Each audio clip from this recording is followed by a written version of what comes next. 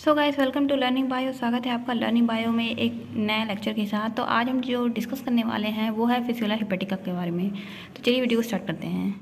इससे जो पहले हमने लेक्चर कवर किया था वो हमारा टीलियम सोलिंग के ऊपर था। तो आज जो हम लेक्चर स्टार्ट करने वाले हैं वो फिस्यूला हिपेटिका के बारे में है। तो सबसे पहले इस जो टर्म है फिस्यूला हिपेटिका, इसका मतलब समझ लेते हैं। फिस्यूला का मतलब होता है स्मॉल बैंडेज, यानी कि जब आपकी बॉडी के ऊपर कोई इंजरी हो जाती है तो हम एक बैंडेज का यूज़ करते हैं उस पर लगाने के लिए।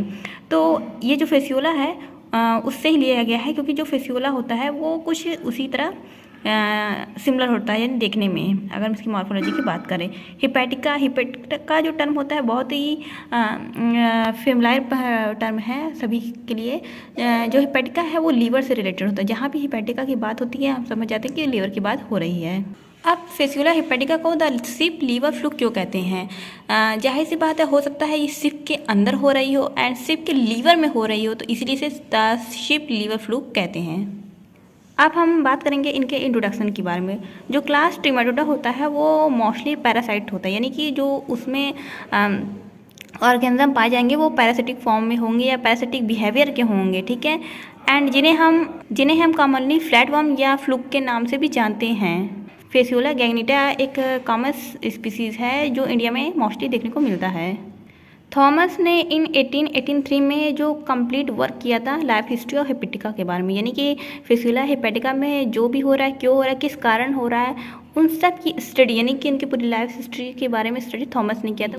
अब हम बात करते हैं इनके सिस्टमैटिक पोजीशन के बारे में, यानी कि हमारे लाइफ से हमारे जो डाइवर्सिटी है उसमें फिस्यूला हिपेटिका को क्या पोजीशन मिला है। ओके, तो सबसे पहले हम बात करते हैं फाइलम की। फाइलम इन्हें प्लेटीहेल्मिन्थेस में रखा गया है, जो कि बहुत ज़्यादा चिपटे होते हैं। इनमें डॉर्सल वेंटर का कुछ अता पता नहीं होता है, इसलिए इन्हें प्लेटीहेल्मिन्थेस में रखा गया है। क्लास की बात करें ट्रिमेटोडा, क्योंकि पैरासाइट है। ऑर्डर डायजीनिया, अभी हम समझ लेंगे कि डायजीनिया क्यों कहा गया है।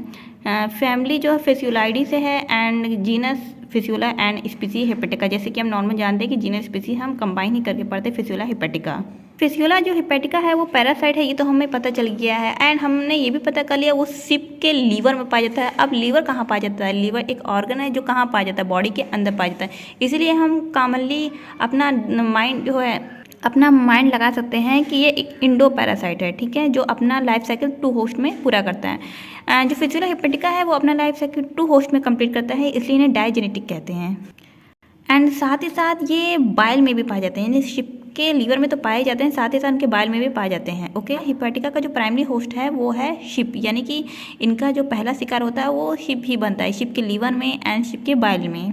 इनका जो इंटरमीडिएट होस्ट है, यानी कि अगर शिप ना मिला या अगर सेकेंडरी होस्ट ना मिला तो इनका जो इंटरमीडिएट होस्ट है वो या तो हॉर्स हो सकता है, डॉग हो सकता है, ass, ox, deer. Single sheep के बॉडी के अंदर, यानी कि लीवर के अंदर 200 एडल्ट फ्लूक पाए जा रहे हैं, तो ये कोई अच्छा साइन तो नहीं है। ये हमें सिग्नल दे रहा है कि ये कोई डिसीज़ ही कॉज करेगा, क्योंकि जब ये एक पैरासाइट है और इतनी ज़्यादा अमाउंट में शिप के अंदर है तो यानी कि डिसीज़ कॉज कर रहा है, जो कि हम लीवर रॉट के नाम से जानते हैं। अब इनकी बात करेंगे मॉर्फोलॉजी के बारे में। इनका जो शेप होता है तो हमने देखा कि बैंडेज, स्मॉल बैंडेज फॉर्म में तो होता है। अगर इसे आप विजुलाइज करेंगे तो आपको लीफ फॉर्म में भी मतलब दिखेगा। थोड़ा सॉफ्ट होता है। डॉर्सी वेंटर बहुत ज़्यादा फ्लैट होता है, यानी कि ना डॉर्सल का पता होता है, ना डॉर्सल का पता होता है, ना वेंटर का पता होता है। ये बहुत ज़्यादा चिपटे होते हैं, इसलिए इन्हें प्लेटीहेल्मिन्थेस में रखा गया है। इनका जो एंटीरियर एंड है, यानी कि जो आगे का पार्ट है, थोड़ा चौड़ा होगा और पीछे का जो पार्ट होगा जिसको हम पोस्टीरियर एंड कह रहे हैं वो थोड़ा सा ब्लंट या पॉइंटेड होगा। ये देखिए एक डायग्राम आपके सामने है, तो ये जो आगे का पार्ट आप देख रहे हैं एंटीरियर का पार्ट है, ये बहुत ज़्यादा ब्रॉड है एंड पीछे का पार्ट आते थे ये थोड़ा सा पॉइंटेड हो गया है। और जो इनका डॉर्सल और जो वेंटर यानी आगे और जो पीछे का है वो बिल्कुल भी पता नहीं चलता है कि कौन सा डॉर्सल है कौन सा वेंटर है, बहुत ज़्यादा फ्लैट होता है, इसलिए इन्हें प्लेटीहेल्मिन्थेस में रखा गया है। अगर इनकी साइज़ की बात करें तो 1.8 to 3 सेंटीमीटर ये लॉन्ग हो सकती है, यानी कि देखिए 3 सेंटीमीटर तक लॉन्ग है। और इनकी जो चौड़ाई होती है 0.4 से लेकर 1.5 सेंटीमीटर तक ये चौड़े हो सकते हैं। कलर की अगर बात करें तो पिंकिश कलर के देखने को मिलते हैं एंड साथ ही साथ ये कुछ ब्राउनिश कलर के भी दिखेंगे। वो इसका एक रीज़न ये है कि ये जब शिप में रहते हैं तो शिप के बाइल को ये कंज्यूम करते रहते हैं, इसीलिए क्योंकि ये होस्ट के बाइल को इंजेस्टेड करते रहते हैं, इसलिए ब्राउन कलर के दिखते हैं। यानी कि एलिमेंट्री कैनाल होती है, इनकी ब्राउन कलर की दिखती है due to ingested bile of host. And एक साथ ही साथ एक ओरल कोन भी देखने को मिलता है जो कुछ ट्रायंगुलर अपर्चर होता है, जिसे हम माउथ कह सकते हैं। देखिए ये जो आप देख रहे हैं ओरल कोन, इसकी बात कर रहे हैं, ये ओरल कोन है कुछ ट्रायंगुलर है, यानी कि कुछ इस तरह का देखने को मिलता है, जिसे हम माउथ को बता सकते हैं। साथ ही साथ इसमें शक्कर पाए जाते हैं, तो 2 शक्कर पाए जाते हैं स्मॉल, एक एंटीरियर पे और एक वेंटर पे। जो इनका एंटीरियर शक्कर है वो माउथ की बात कर रहा है, यानी कि एकदम सेंटर पे होगा। ये देखिए बीचों बीच में है ना, सेंटर पे ये कुछ इस तरह से सेंटर में है, ठीक है, ये कुछ इस तरह से सेंटर में है, जिसको एंटीरियर शक्कर कह रहे हैं। तो ये क्या काम करेगा, ये एडहेसिव होने का काम करेगा या कोई चीज़ इंजेस्टेड करने का काम करेगा। तो एडहेशन का तो काम करेगा, साथ ही साथ इंजेक्शन का भी काम करेगा। अब हम बात करेंगे वेंटर शक्कर की। तो ये ओरल शक्कर के पीछे होता है, यानी एंटीरियर शक्कर के पीछे होगा हमारा वेंटर शक्कर।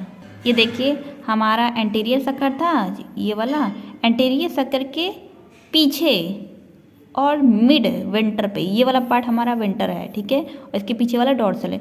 तो देखिए एंटीरियर शक्कर के पीछे वेंटर पे, और वेंटर पे भी कहाँ, मिड पे आपका वेंटर शक्कर है, जिसको एसिटिबुलम भी कहते हैं।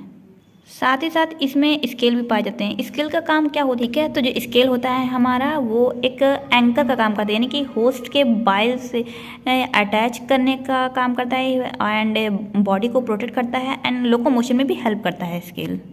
कुछ और अपर्चर की बात करें तो जेनाइटर अपर्चर, जिसे गोनोपोर भी कहते हैं, जो मिड वेंटर में सिचुएट होता है फ्रंट ऑफ एसिटिबुलम, यानी कि एसिटिबुलम के ही सामने हमारा जेनाइटल अपर्चर या गोनोपोर होता है। ये देखिए एसिटिबुलम के ही सामने, देखिए जस्ट सामने है, वो भी कहाँ है, वेंटर साइड पे है, और कहाँ है, मिड में है, यानी मिड वेंटर साइड पे है। कुछ पोर भी होते हैं जो पोस्टीरियर एंड पे होते हैं, ये ऐसे एनएस वर्क करते हैं, यानी कि जो भी वेस्ट प्रोडक्ट है इसे बाहर निकालने का काम करते हैं। इनमें जो एलिमेंट्री कैनाल होती है वो इनकम्प्लीट होती है, क्योंकि एक प्रॉपर एनएस नहीं देखने को मिलता है।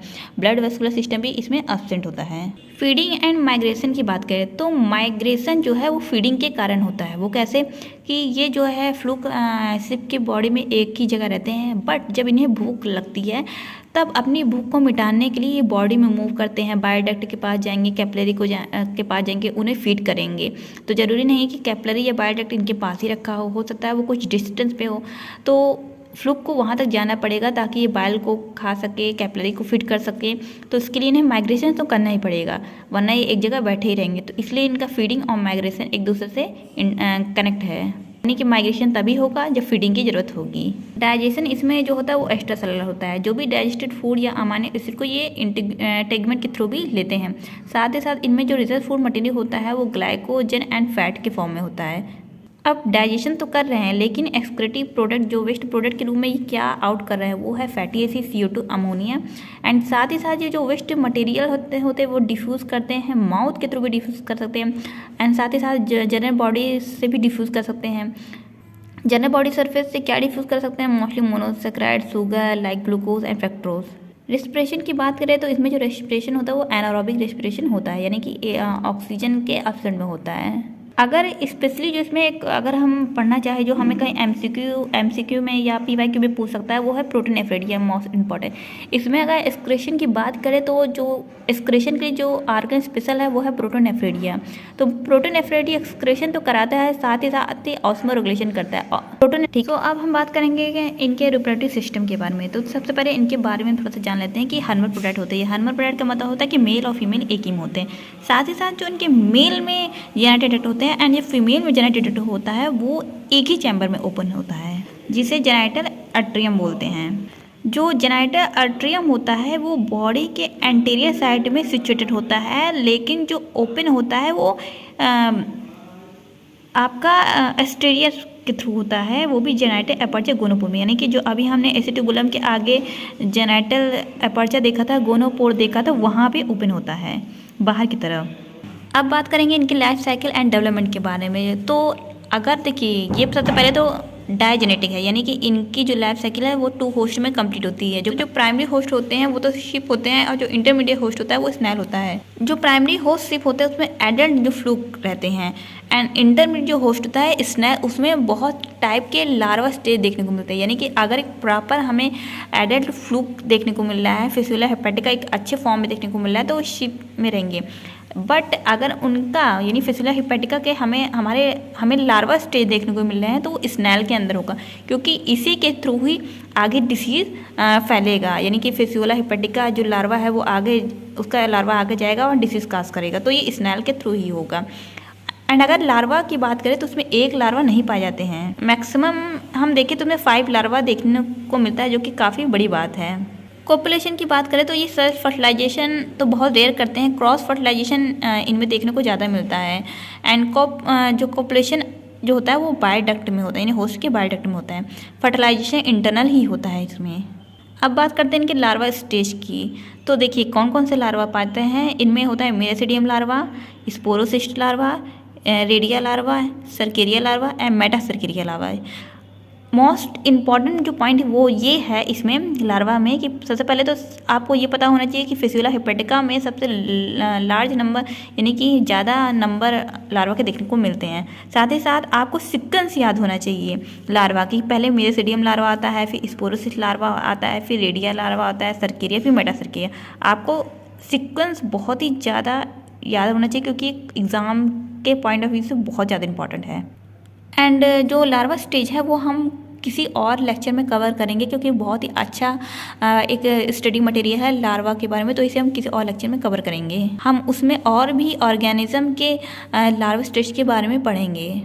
तो जो मेरासिडियम लार्वा होता है वो फर्स्ट लार्वा स्टेज होता है लाइफ साइकिल, यानी कि जो पहला लार्वा बनता है वो मेरासिडियम लार्वा होता है। आता है स्पोरोसिस्ट लार्वा, जो कि सेकेंड लार्वा स्टेज होता है। स्पोरोसिस्ट के बाद है रेडियाई लार्वा। रेडिया लार्वा की बात करें तो ईच स्पोरोसिस्ट जो होता है वो 5 से 8 रेडियाई लार्वा प्रोड्यूस करता है। इसके बाद आता है cercaria larva, and each radii larva जो होता है वो 14 से लेके 20 सर्केरिया लार्वा प्रोड्यूस करता है।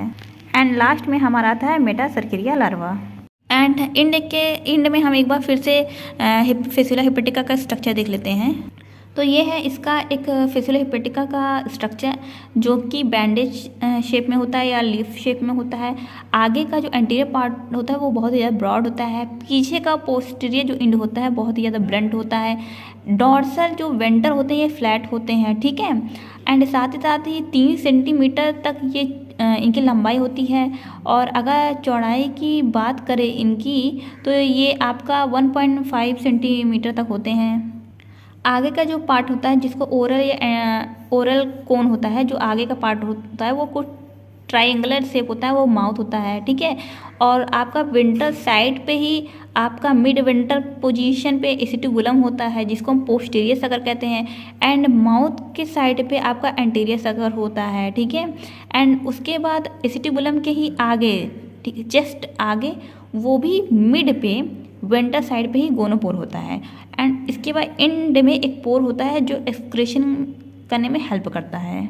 सो गाइस, आज का जो वीडियो है वो यहीं एंड करते हैं। आई होप वीडियो आपके लिए हेल्पफुल हो। तो वीडियो अगर हेल्पफुल हो तो वीडियो को लाइक करना, चैनल को सब्सक्राइब करना मत भूलिएगा, क्योंकि अगर आप लाइक करेंगे, सब्सक्राइब करेंगे, शेयर करेंगे तो इससे मैं और अच्छी वीडियो लेके आऊँगी। तब तक के लिए इस वीडियो को एंजॉय करिए। नेक्स्ट मिलते हैं नेक्स्ट वीडियो में, तब तक के लिए bye bye and take care.